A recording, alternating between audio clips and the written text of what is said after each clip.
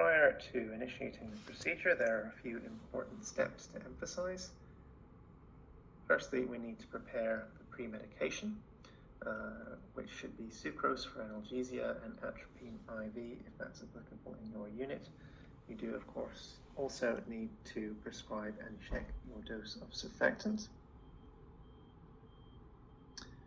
We do need to check the equipment that will be used.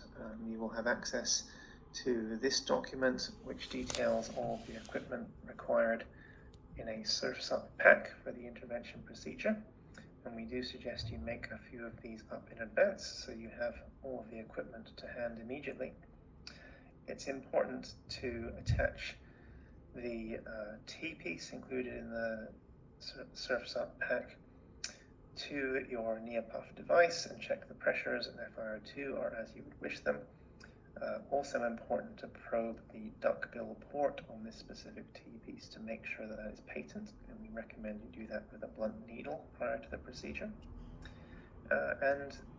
You then should lubricate the iGel supraglottic airway at the back and the sides with a small amount of sterile lubricant gel.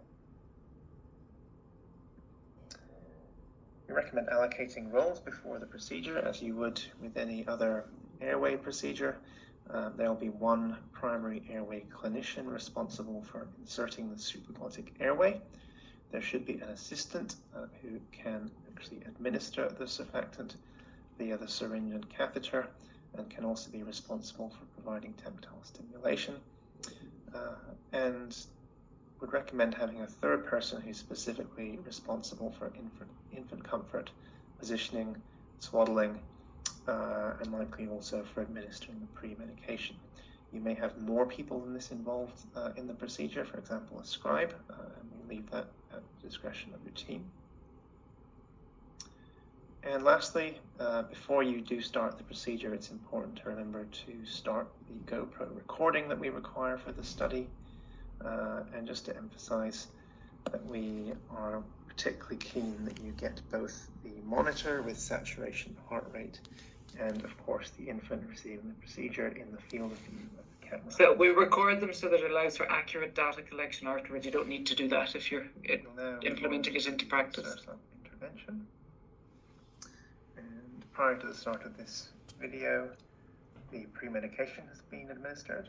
What's happening now is member of our team is removing the gastric tube, which in fact had already been aspirated. And it's important to remove the gastric tube to ensure it doesn't interfere with the correct positioning of the supraglottic airway.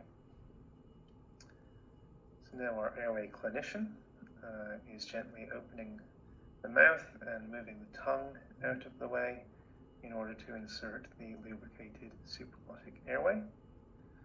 So sliding that along the palate down into the airway and hoping to confirm the correct position by looking at color change on the colorimetric CO2 detector, which you can see he has already attached to the iGel prior to insertion. So now we're confirming that there's good color change with the T-piece attached. Once we're happy that the airway is in the right spot, we need to remove the CO2 detector and reattach the T-piece, which allows the duckbill port to be correctly aligned so that the surfactant catheter can be inserted. Here we see our assistant inserting the surfactant. You can see the baby still looks really quite happy. He is starting to desaturate a little bit. 16 centimeters, allowing it to reach the distal end of the supraglottic airway device. And just confirming that catheter remains in the right place, we're going to begin administering surfactant, which we recommend over a period of about 1 to 2 minutes in total.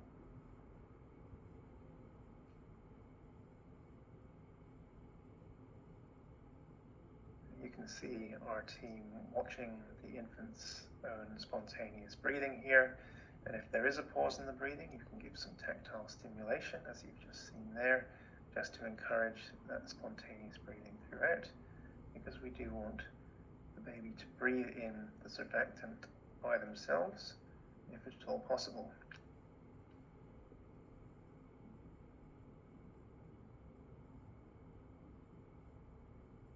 now are completing administration of the surfactant.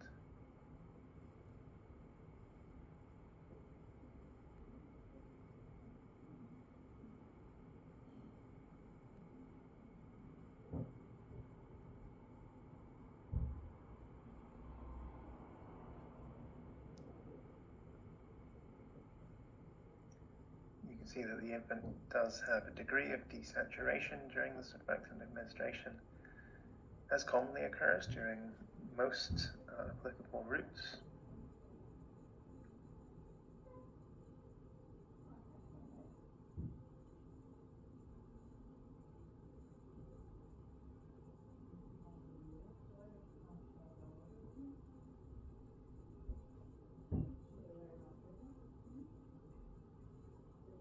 And we're continuing to watch the infant's spontaneous breathing, and once all of the surfactant has been administered, the catheter is removed. Okay. And again, you can see this is a big feisty baby who's not really done very much. Of the supraglottic airway to see if there's any residual surfactant, and you can wait for a short period of time to allow the infant's breathing to clear that residual surfactant from the device. And once we're happy that's taken place, the supraglottic airway can be removed and the infant repositioned to a comfortable neutral position for ongoing CPAP support.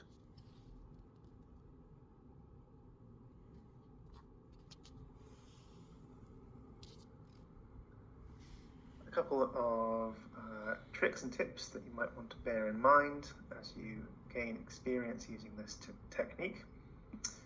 If you're unsure that the airway is in the optimal position to start with, for example, if the carbon dioxide color change is not entirely clear, then you can attempt partially withdrawing the airway and reinserting it to see if the position is better.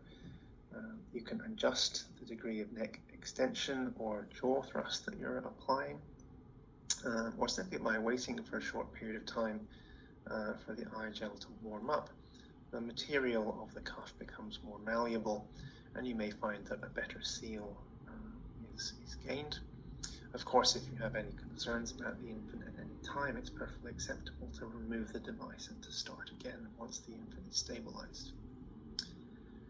When you're inserting the surfactant catheter, if you find that there's some friction and it's bouncing in the eye gel lumen, then by injecting a small amount of surfactant, you can actually lubricate the catheter and allow it to pass more easily to the target depth of 16 centimeters. And once again, to emphasize that the aim in this administration technique is to allow surfactant administration during spontaneous breathing on CPAP, so avoiding the use of positive pressure ventilation if that is possible. When you see an infant who has a period of apnea, then provide tactile stimulation to encourage their own spontaneous breathing. And of course, if they are unresponsive to that, remain apneic, it is perfectly permissible to give positive pressure ventilation via the supraglottic airway. Final reminder of the procedure data we're aiming to collect here in both